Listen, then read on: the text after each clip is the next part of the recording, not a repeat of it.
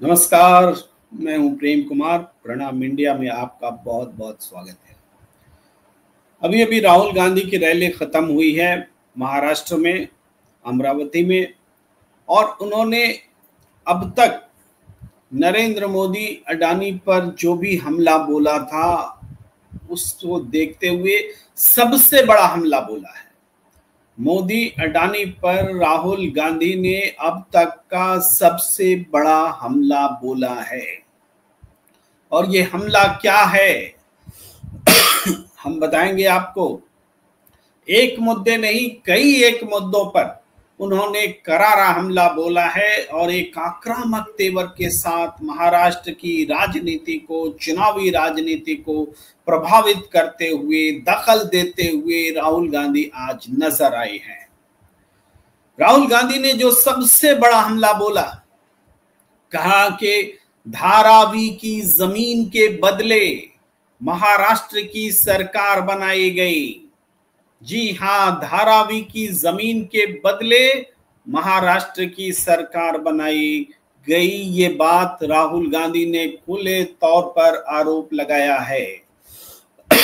उन्होंने कहा है, राहुल गांधी ने कहा है कि महाराष्ट्र में जो सरकार बनी, जो खरीद फरोख्त की सरकार बनी, असंवैधानिक सरकार बनी, एक सरकार को गिराकर दूसरी सरकार बनी, इसमें करोड़ों रुपए खर्च हुए। 50 करोड़ की बात सामने आ रही है और करोड़ों रुपए खर्च हुए। और इसकी जो सच्चाई है उसका हालांकि उन्होंने जिक्र नहीं किया, लेकिन साफ तौर पर जो अजित पवार ने बीते खुलासा किया था वहीं से वो इशारा है। और अडानी, गौतम अडानी महाराष्ट्र की सरकार को खरीद चुके हैं और यही बदले में उनको धारावी की जमीन दी गई है। ये हमला राहुल गांधी ने आज किया है अमरावती में, बहुत बड़ा हमला। मैं आपको बारी बारी से वो बातें भी सुनाने की कोशिश करूंगा, लेकिन आप बने रहिए हमारे साथ। सुनते हैं राहुल गांधी ने क्या कहा अभी अभी थोड़ी देर पहले। और बीजेपी के लोग बंद कमरों में छुपकर इस संविधान की हत्या करते हैं। मैं आपसे पूछना चाहता हूं, जब महाराष्ट्र की जनता से उनकी सरकार चोरी की गई, जिस मीटिंग में अदानी जी बैठे थे, अमित शाह जी बैठे थे, जो सरकार चोरी करने की मीटिंग थी, जिस मीटिंग में निर्णय लिया गया था कि एमएलएस को खरीदा जाएगा, करोड़ों रुपए के लिए खरीदा जाएगा, क्या जब अमित शाह जी और बीजेपी के लोगों ने यह मीटिंग की, जब उन्होंने आपकी सरकार खरीद कर आपसे चोरी की, क्या वो संविधान की रक्षा कर रहे थे? इसमें कहां लिखा है कि करोड़ों रुपए देकर महाराष्ट्र की जनता की सरकार को चोरी किया जाए? कहां लिखा है? मुझे दिखा दो। संविधान में कहां लिखा है कि सरकार को चोरी करना चाहिए? और आज महाराष्ट्र में हर एक व्यक्ति को मालूम है वो सरकार क्यों चोरी की गई थी। वो सरकार धारावी के कारण चोरी की गई थी, क्योंकि बीजेपी के लोग नरेंद्र मोदी, अमित शाह धारावी की जमीन, महाराष्ट्र के गरीब लोगों की जमीन, 1 लाख करोड़ रुपए की जमीन अपने मित्र गौतम अडानी को देना चाहते थे। इसीलिए महाराष्ट्र की सरकार आपके हाथों से चोरी की गई है। आप सुन रहे थे राहुल गांधी को अब तक का सबसे बड़ा गौतम अडानी और नरेंद्र मोदी की सरकार के अंतर संबंधों पर सबसे बड़ा हमला। इस सिर्फ बात ये नहीं है कि धारावी के बदले महाराष्ट्र की सरकार बनाई गई, बात बहुत दूर तलक जाती है। जब राहुल गांधी हाथ में संविधान पकड़े हुए कहते हैं कि संविधान की हत्या हुई है, वो कहते हैं कि संविधान में कहां लिखा है कि सरकार चुरा लो। एक ऐसी मीटिंग जो कि सरकार चोरी करने के लिए हुई, एक ऐसी मीटिंग जिसमें करोड़ों रुपए खर्च करके सरकार गिराने और बनाने का खेल हुआ, वो मीटिंग गौतम अडानी ने बुलाई। वो उस मीटिंग में गृह मंत्री अमित शाह मौजूद थे, उस मीटिंग में देवेंद्र फडणवीस मौजूद थे, उस मीटिंग में शरद पवार मौजूद थे, उस मीटिंग में प्रफुल्ल पटेल मौजूद थे, और उस मीटिंग को बुलाया किसने था, उसकी मेजबानी किसने की थी, वो गौतम अडानी थे। राहुल गांधी कह रहे हैं कि एक सरकार को चोरी छिपे गिराने के लिए साजिश करना, ऐसा संविधान में कहां लिखा है। यानी संविधान के खिलाफ जाकर के काम किया गया, महाराष्ट्र की चुनी हुई सरकार को गिराया गया, जनता के फैसले को पलटा गया। क्यों पलटा गया? इसलिए पलटा गया कि 1 लाख करोड़ रुपए की धारावी की जमीन अडानी के नाम कर दिया जाए। 1 लाख करोड़ अगर आपको मिल जाए हमारे दर्शक मित्रों, तो आप 50 करोड़ रुपए खर्च क्यों न करें। 50 करोड़ में अगर विधायक खरीद के सरकार गिरा सकते हैं, अब बदले में 1 लाख करोड़ रुपए की जमीन मिले, तो यह सौदा किसको नामंजूर होगा।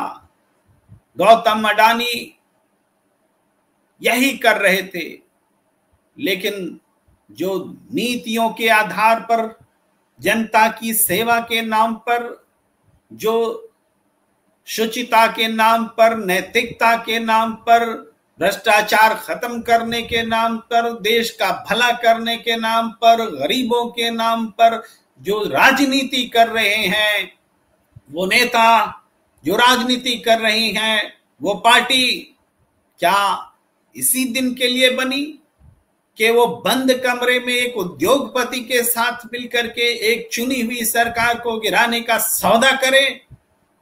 एक उद्योगपति बेईमान हो सकता है, लेकिन पूरी पार्टी, पूरी सरकार अगर जिसमें शामिल हो, जिस अनैतिक सौदे में, एक सरकार को गिराने के सौदे में, संविधान की हत्या करने के सौदे में, तो इसके खिलाफ बोलना, उठना और उठ खड़ा होने का समय आ गया है। इसी बात की ओर इशारा कर रहे थे राहुल गांधी। राहुल गांधी इतने आक्रामक क्यों दिखे? इसीलिए कि इस बात को राहुल गांधी एक लंबे समय से कहते आ रहे थे, लंबे समय से कहते आ रहे थे, और वो उन भुक्तभोगी लोगों में है जिस किसी ने भी मोदी और अडानी के संबंधों पर बोलने की हिमाकत की, उसको सजा मिली, किसी न किसी तरह से सजा मिली।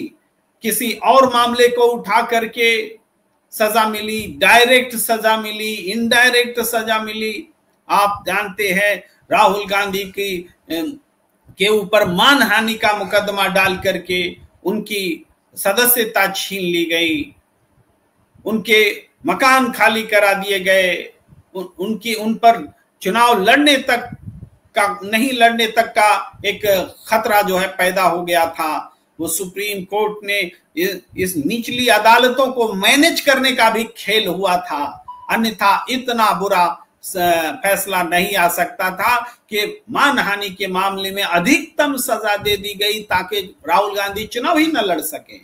और इस तरीके से जो गुनाह उन्होंने नहीं किया, उस गुनाह की भी सजा दे दी जा रही थी। चुनाव नहीं लड़ने देना, ये फैसला आया था। सुप्रीम कोर्ट ने हस्तक्षेप करके हाई कोर्ट को फटकार लगाई, डांटा, और उसके बाद में राहुल गांधी फिर से उनकी सदस्यता बहाल हुई। ये बात हम आपको क्यों याद दिला रहे हैं?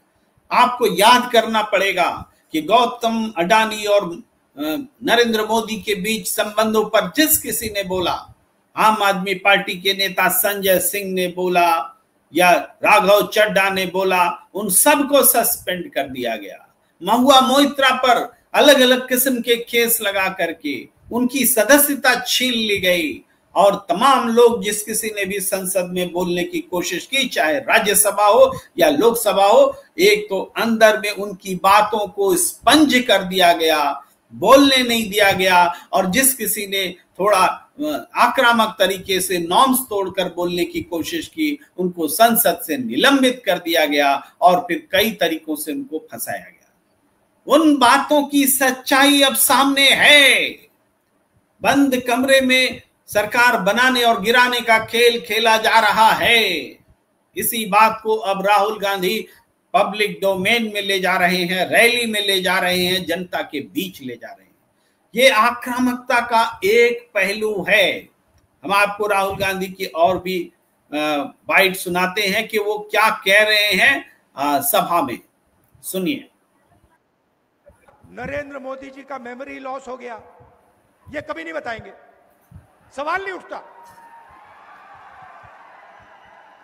आप देखना, आज शाम को टीवी देखना, कहेंगे मोदी जी की मेमोरी तो बड़ी जबरदस्त है। वो एक बार कुछ सुन लेते हैं तो 70 साल के लिए वो उसको भूलते नहीं है। और फिर उसमें जोड़ देंगे जब वो छोटे थे, झील में जाके वो मगरमच्छ से लड़े थे और मगरमच्छ को उन्होंने डुबाया, मगर जब गंगा जी में जाते हैं तो लगता है कि तैरना नहीं जानते हैं। वो कह रहे हैं नरेंद्र मोदी की मेमोरी लॉस के बारे में, और मेमोरी लॉस के बारे में उदाहरण भी देते हैं राहुल गांधी, उनके ही कहे गए किस्सों के आधार पर। लेकिन एक और बात राहुल गांधी कहते हैं कि जब संसद में खड़े होकर वो कहते हैं कि हम 50% रिजर्वेशन की दीवार को तोड़ देंगे, और नरेंद्र मोदी जी अगर आप नहीं तोड़ सके तो हम तोड़ देंगे इसको। इसके बावजूद नरेंद्र मोदी आरोप लगाते हैं कि राहुल गांधी आरक्षण को खत्म करना चाहते हैं। यहां भी मेमोरी लॉस की बात राहुल गांधी करते हैं कि आपके सामने हमने आपको कहा था कि आप अगर आरक्षण की दीवार नहीं तोड़ेंगे 50% की तो हम तोड़ देंगे। फिर आपकी मेमोरी लॉस हो गई और आप मुझ पर ही आरोप लगाने लगे कि हम आरक्षण को खत्म करना चाहते हैं। ये जबरदस्त हमला भी मेमोरी लॉस को लेकर के राहुल गांधी ने नरेंद्र मोदी पर बोला है। पहला हमला कि बंद कमरे में ये मोदी सरकार उद्योगपति के साथ मिलकर महाराष्ट्र सरकार को गिराने का काम करती है और बदले में सौदेबाजी होती है। धारावी की जमीन के बदले सरकार गिराई जाती है। और दूसरा हमला कि मेमोरी लॉस हो गया है नरेंद्र मोदी जी का। वो इस बात को भुला देते हैं कि रिजर्वेशन की जो दीवार है उसको तोड़ने के लिए राहुल गांधी कह रहे हैं, और उन पर ही वो आरोप लगा रहे हैं कि वो आरक्षण खत्म करना चाहती है। जो पहली बात जो है, पहला जो संगीन आरोप है, उस बारे में राहुल गांधी थोड़ा समझा बुझाकर एक नए तरीके से भी बात कहती है। जनता को समझा बुझा रहे हैं कि समझिए कि कोई सरकार गिराने के लिए उद्योगपति करोड़ों रुपया क्यों लगाता है। बीजेपी अपने घर से तो पैसा लेकर आई नहीं एमएलएस को खरीदने के लिए। एमएलएस को खरीदने के लिए फाइनेंस किसने किया? गौतम अडानी ने। कोई भी उद्योगपति फाइनेंस क्यों करेगा? क्योंकि बदले में उसको आमदनी चाहिए। तो उद्योगपति को आमदनी कराने के लिए आप सौदेबाजी कर रहे हैं, 50 करोड़ रुपए उनसे इन्वेस्ट कराते हैं, विधायकों को खरीदते हैं, सरकार गिराते हैं, नई सरकार बनाते हैं और उस सरकार से 1 लाख करोड़ का फायदा अडानी को दिला देते हैं। ये संविधान की हत्या है, सरकार की चोरी है, संविधान की हत्या है। राहुल गांधी यही कह रहे कि संविधान में कहां लिखा है कि इस तरीके से सरकार को चोरी करो, ये राहुल गांधी कह रहे हैं। मैं आपको एक और बाइट सुनाना चाहता हूं राहुल गांधी की ही। ये जो लड़ाई है, ये विचारधारा की लड़ाई है। एक तरफ कांग्रेस पार्टी और इंडिया गठबंधन, दूसरी तरफ बीजेपी आरएसएस। हम कहते हैं कि देश संविधान से चलना चाहिए और प्रधानमंत्री कहते हैं कि ये खोखली किताब है, इसमें कुछ नहीं लिखा है। ये देखिए,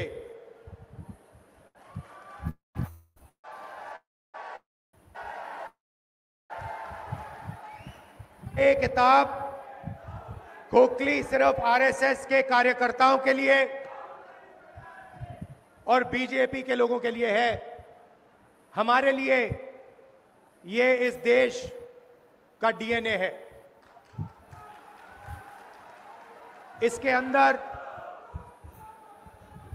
अंबेडकर जी की, फूले जी की, शिवाजी महाराज जी की,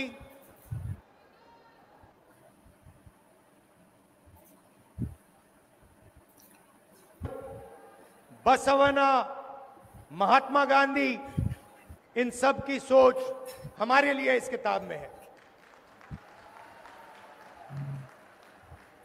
और ये हमारे लिए एक नई किताब नहीं है, ये हमारे लिए हजारों साल पुरानी सोच है। और जो इसमें लिखा है उसी के लिए हजारों साल से हिंदुस्तान में लोग लड़ रहे हैं, मर रहे हैं। कई लोगों को ये लगता होगा कि राहुल गांधी अपने हर भाषण में इस बात को बोलते हैं, लेकिन हर भाषण में आप सुनेंगे तो इस बात के मतलब आपको अलग अलग तरीके से समझ में आएंगे। संविधान की किताब वही है, लेकिन उस संविधान की किताब को जब मोदी, अडानी, अमित शाह के बीच सौदेबाजी के परिप्रेक्ष्य में दिखाया जाता है तो इसका मतलब यह होता है कि संविधान के हिसाब से मोदी सरकार नहीं चल रही है। इसका मतलब यह होता है कि इस संविधान के हिसाब से देश का लोकतंत्र नहीं चल रहा है।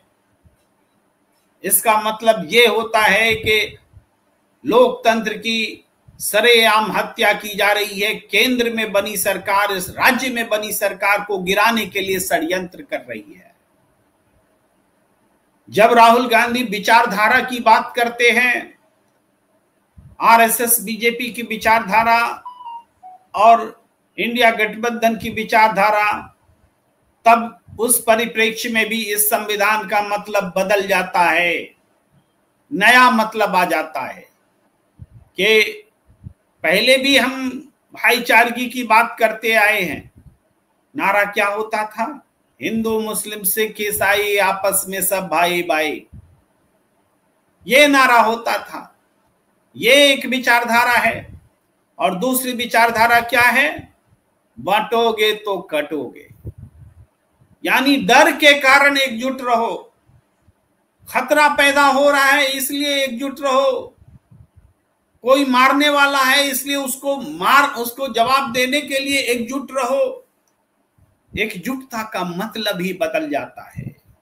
एक देश को एकजुट करने के लिए इकट्ठा होना है, हिंदू, मुस्लिम, सिख, ईसाई आपस में सब भाई भाई। एक देश को तोड़ने के लिए एकजुट होना है, बटोगे तो कटोगे।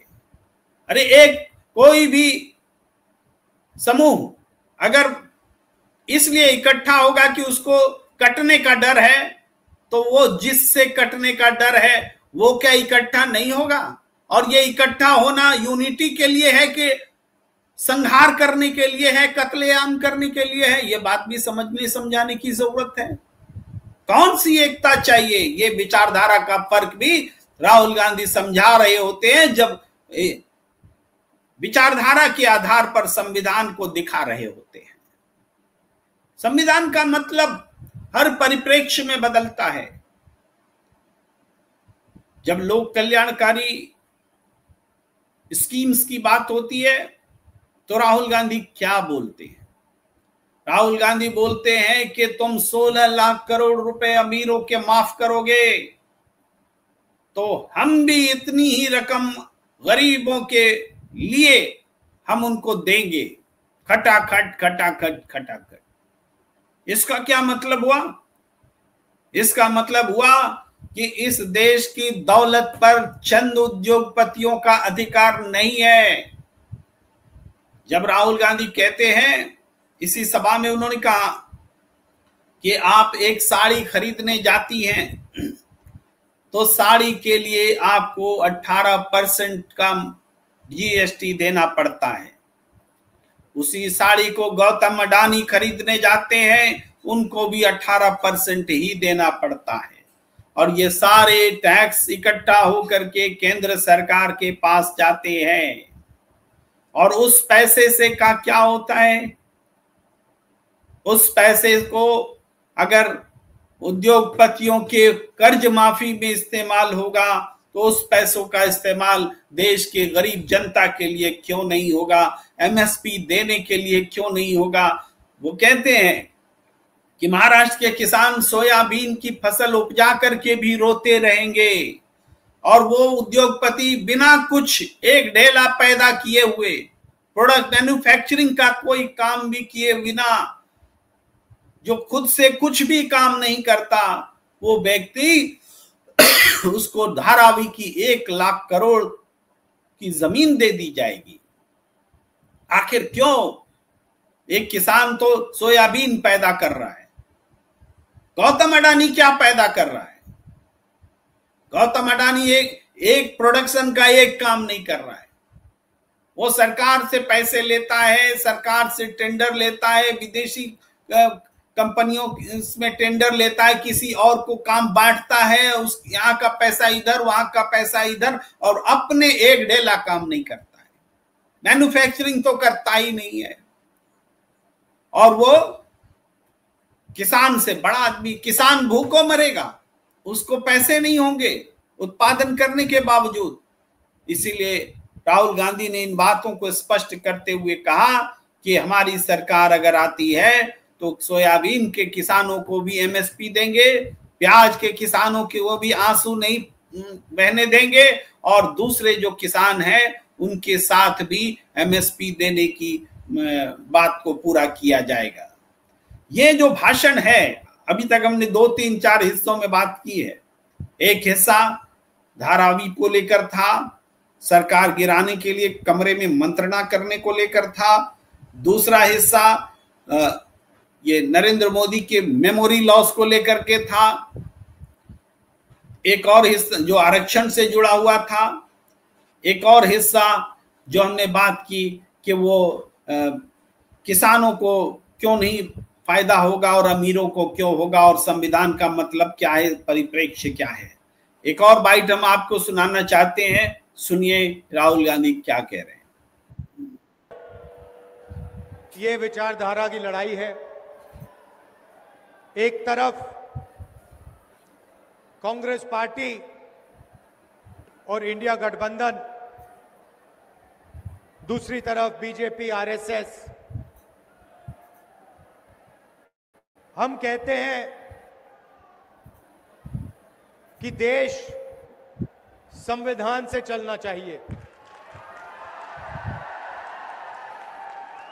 और प्रधानमंत्री कहते हैं कि ये खोखली किताब है, इसमें कुछ नहीं लिखा है। ये देखिए,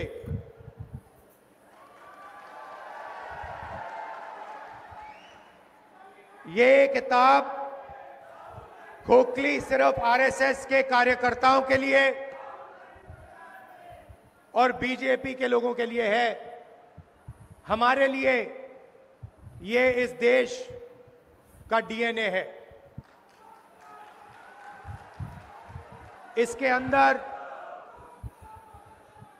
अंबेडकर जी की, फूले जी की, शिवाजी महाराज जी की, बुद्ध भगवान की, नारायण गुरु, बसवना, महात्मा गांधी, इन सब की सोच हमारे लिए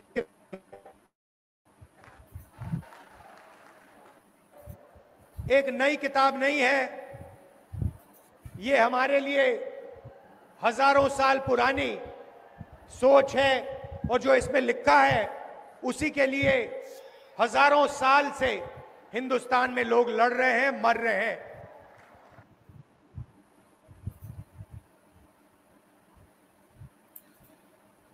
तो राहुल गांधी जो बात कह रहे थे, यहां भी संविधान का जो परिप्रेक्ष्य है दिखाने का बिल्कुल बदल जाता है। यहां सब इस संविधान का मतलब ये होता है कि ये संविधान का निर्माण हमारे स्वतंत्रता वीरों ने किया, आजादी के बाद किया, और लंबे समय तक गुलामी के खिलाफ जो हमारे देश में संघर्ष हुआ, इसमें जो राजनीतिक लड़ाई लड़ी गई, सामाजिक लड़ाई लड़ी गई, सामाजिक उत्थान के लिए लड़ाई लड़ी गई, उन सब से जुड़े हुए योद्धा, इवन धार्मिक उत्थान के लिए भी लड़ाई हुई, उन सब से जुड़े हुए नायकों के विचारों को इस संविधान में समाहित किया गया है।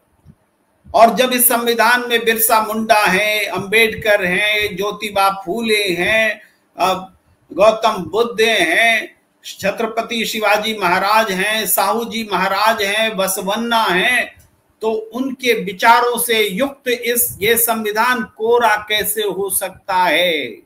जिनको ये संविधान कोरा नजर आता है उनके दिमाग में ही शायद कुछ न लिखा हुआ हो। ऐसी बातें राहुल गांधी समझाने का प्रयास कर रहे हैं।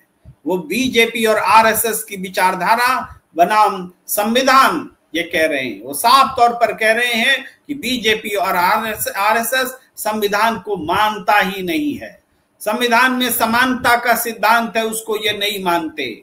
संविधान में आरक्षण की बात है, उसको ये नहीं मानते। संविधान में सबको समान अवसर देने की बात है, उसको भी ये नहीं मानते। ये उद्योगपतियों को फायदा पहुंचाते हैं, लोकतांत्रिक तरीके से चुनी हुई सरकार को गिराते हैं, ये किसानों को एमएसपी नहीं देते, उनको तड़पाते हैं, ये मजदूरों को उनके हाल पर छोड़ते हैं, ये छोटे कारोबारियों को कमाने का अवसर नहीं देते, सिर्फ बड़े कारोबारियों के हित में काम करते हैं, जीएसटी जैसी चीजों से आम जनता का नुकसान पहुंचाते हैं। ये सारी बातें ये राहुल गांधी अपने इस बयान के माध्यम से कह रहे हैं और समझा रहे हैं। एक बहुत बड़ा सैद्धांतिक परिप्रेक्ष्य में ये भाषण समझिए। और एक बात हमेशा समझने की, राहुल गांधी के पूरे भाषणों को देख लीजिए, ये सिर्फ चुनावी भाषण नहीं है, ये राष्ट्रीय राजनीति को लोकतांत्रिक मूल्यों से लैस करने के लिए जागरूक करने वाले भाषण हैं।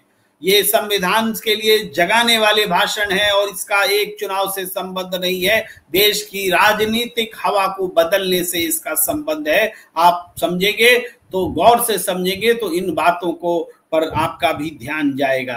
हम आपको एक और बाइट सुनाना चाहते हैं राहुल गांधी की। ये विचारधारा की लड़ाई है। एक तरफ, क्षमा कीजिए, ये वही बाइट है जो हम आपको सुना चुके, लेकिन चलिए हम अपनी बात को पूरी करते हैं कि राहुल गांधी जो बोल रही हैं वो तात्कालिकता पर नहीं बोल रही हैं, वो दीर्घ दृष्टि है, उसमें विजन है, समाज को बदलने की बात है, सिद्धांत है, विचारधारा है, और उस आधार पर इसके खिलाफ जो खड़ा है उससे आमने सामने की लड़ाई है। राहुल गांधी की खासियत यह है कि उन्होंने विचारधारा को किताब से बाहर लाकर रैलियों में ला खड़ा किया है, जनता के बीच ला खड़ा किया है। वो जनता के बीच जाते हैं, उनसे मुलाकात करते हैं, उनसे हंसते हैं, बोलते हैं, दुख दर्द सुनते हैं, आंसू पोंछते हैं। ये तमाम चीजें करते हुए राहुल गांधी जो जनता को जगाने का प्रयास कर रहे हैं, ये साफ तौर पर नजर आता है। राजनीति बदलने वाला हस्तक्षेप इसको मानिए। और या इस आप आगे भी देखेंगे राहुल गांधी इसी तरीके से राजनीति में चुनाव के दौरान भी ये बड़ा हस्तक्षेप कर रहे हैं। एक तरह से इस सरकार की पोल उन्होंने खोल दी है। गौतम अडानी और नरेंद्र मोदी और उनकी सरकार के बीच के अंतर संबंधों को उन्होंने उजागर कर दिया है और ये बात निश्चित रूप से जनता को भी समझ में आने लगी है और यही फर्क चुनाव में अब नजर भी आएगा और दिखेगा।